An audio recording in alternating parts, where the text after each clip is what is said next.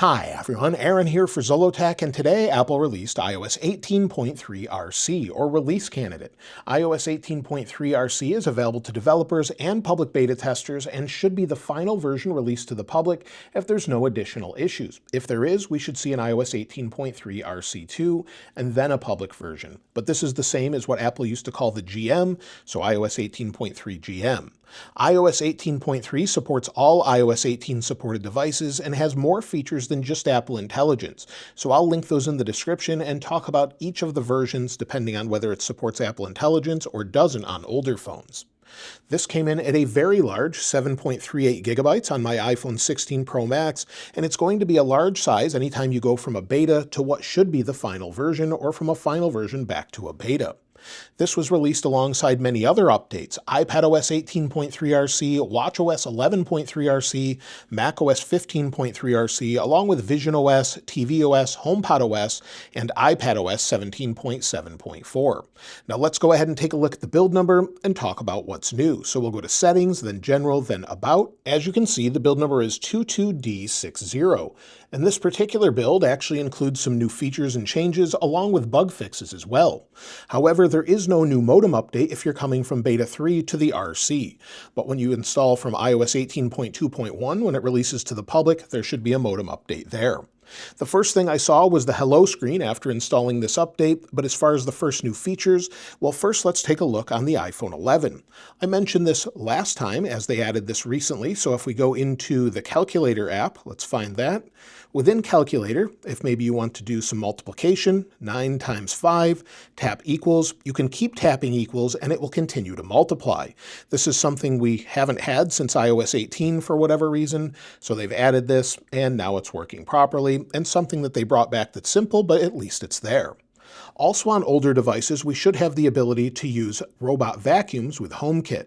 So that's something that they've added. Hopefully we'll be able to use that. However, there aren't a whole lot of vacuums that support it just yet. Now on any device that supports Apple Intelligence, we have some new features here as well. So if you have an iPhone 15 Pro, 15 Pro Max, any of the iPhone 16 series, or M1 iPads or Mac, you'll have some of these options. If we go into our notifications, they've updated this here, where you'll see where we actually have some things that are italicized along with their notification and glyphs. This is a new feature letting you know that we actually have notification summaries. So that's something that's a little bit different in this update. You can see it here. Also, if we slide over slightly and go to options on these notifications, we can actually turn off the summaries directly from here.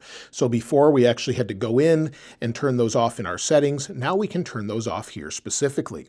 Also, if we go into our settings and then we go back to where our notifications are, we now actually have more information about it. So if we go to Summarize Notifications, we now have an issue here where it says Summarize may contain errors. That's because Apple had some issues with notification summaries, and they've actually turned this off temporarily for news and entertainment apps. This is something Apple's working on and will become available in future updates according to them. Now, if we press the camera control button, there's an update here with visual intelligence on the iPhone 16 models, specifically for things such as poster or flyers where you can add an event directly into the calendar, and you can now easily identify plants and animals. So this should identify that. It's not a huge update here, but it looks like we have a little icon in the upper right, and it looks a little bit different. So that's a nice little update if you're using visual intelligence. There's also some new options here if we go into settings, and then we go back to our options for the camera. Under Camera and under Camera Control, you'll see it says Lock Focus and Exposure. This used to just say AE and AF for auto exposure and auto focus. They've changed it to clarify this. If we go back here and then we go to Accessibility, they've also updated the Camera Control icon to now match properly. So you can see that here, Camera Control, it now matches all the dark mode icons as well. Something else that's been updated on all devices is if we go into Safari, let's scroll down a little bit, we'll take a screenshot, and maybe we want a full page screenshot. So we'll go to full page, then we'll crop this page, and maybe we'll make it a little bit smaller. Once we tap Done, we now have a new warning saying the cropped content is not removed from the PDF. So you can see that here where it says content outside the cropped area won't be visible in most PDF viewers, but it can be made visible in some apps. So it's just a warning if you're doing that to make you know that some of this information could be available in other apps. Now I did check and there are no new wallpaper. So many people expect sometimes the Unity wallpaper around this time of the year. If we go into our wallpaper here, so we'll press and hold, go over, Go into Wallpaper and scroll down, you won't see any Unity wallpaper. We don't have the iPhone 15 wallpaper either, so let me know if you're seeing that, but I'm not seeing that myself. If we go back in and take a look at these notifications, it looks like they have fixed quite a few things with this update as well. So none of these are mismatched, light and dark mode, which is nice. And they've also fixed issues with things such as the keyboard, where it could disappear when initiating a typed Siri request. This is specific to this update, and they've also resolved an issue where audio playback continues until the song ends, even after you close Apple Music. I actually recognized this recently within the past couple days, where it would just play for some reason. Now with this update, that should be resolved. As far as release notes, if we go into that, you'll see some new features listed for Apple Intelligence. They've resolved some issues for Genmoji with this update, where a personalized Genmoji might not generate without selecting a different person first. This was actually in previous notes, but they've put these in the public notes for the RC.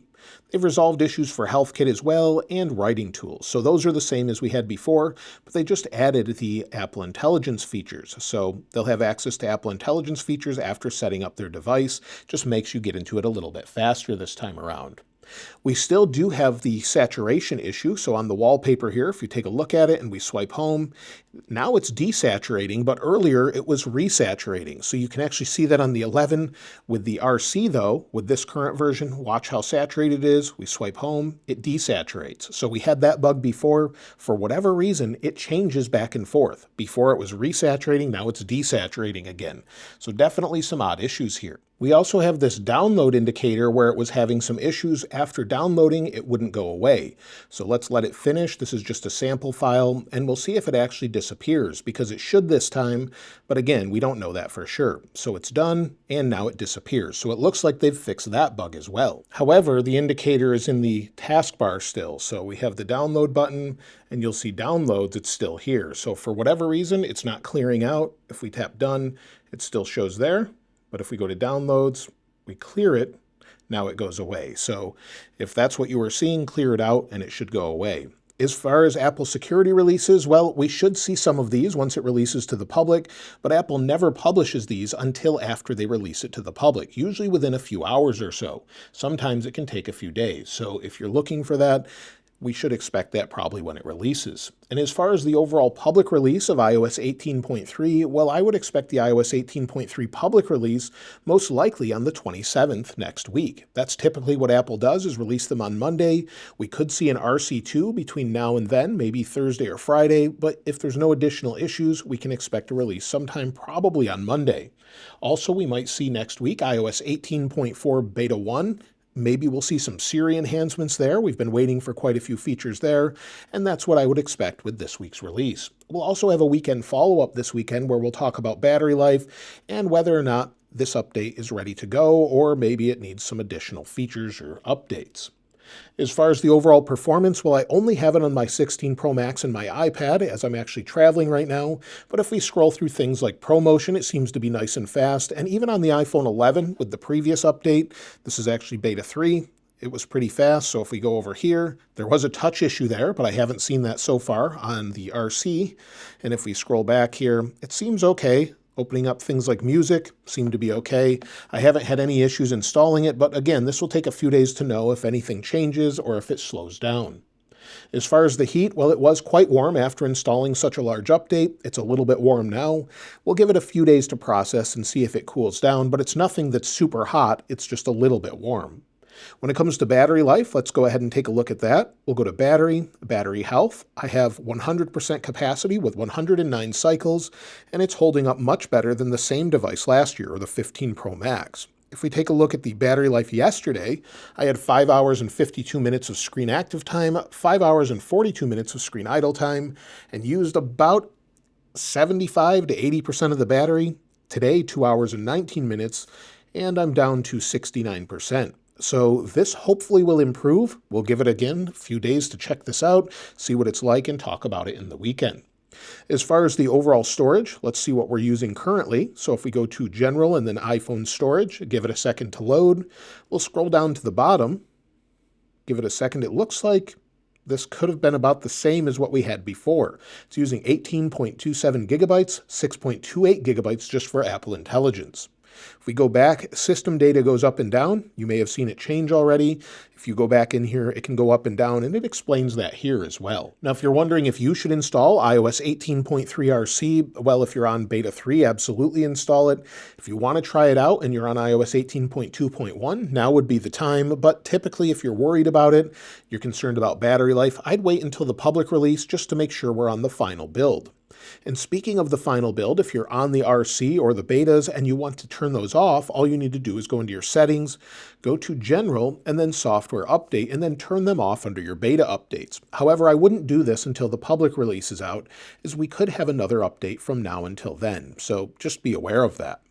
As far as overall benchmarks, I did run them right away, and keep in mind it was a little bit warm, but it seems to be performing pretty well here.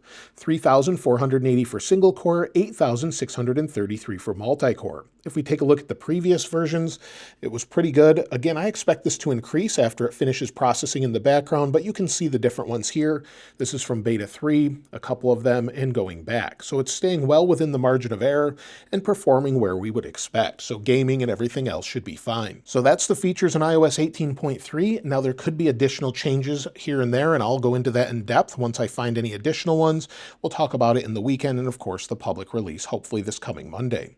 If you found anything else though, I'd love to hear from you in the comments below. And of course, if you'd like to get your hands on this wallpaper, I'll link it in the description like I normally do. If you haven't subscribed already though, please subscribe. And if you enjoyed the video, please give it a like. As always, thanks for watching. This is Aaron. I'll see you next time.